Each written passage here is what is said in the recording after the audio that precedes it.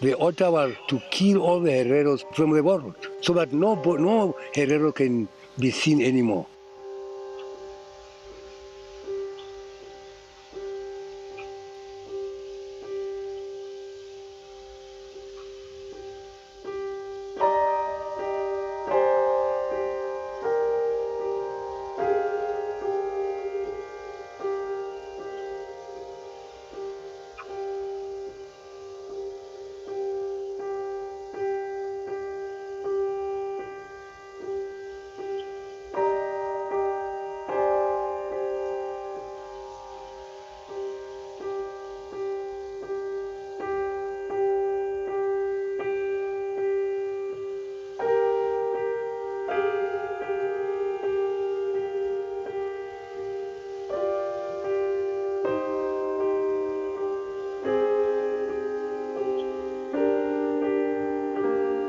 According to my one survival grandparent at the Shark Island, when you complain, you were just rewarded with a whipping.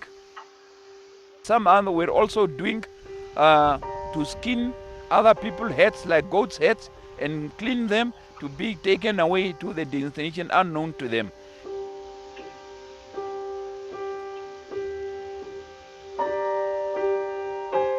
It was in that harsh environment that they could survive. When they were released, they were just bone and flesh.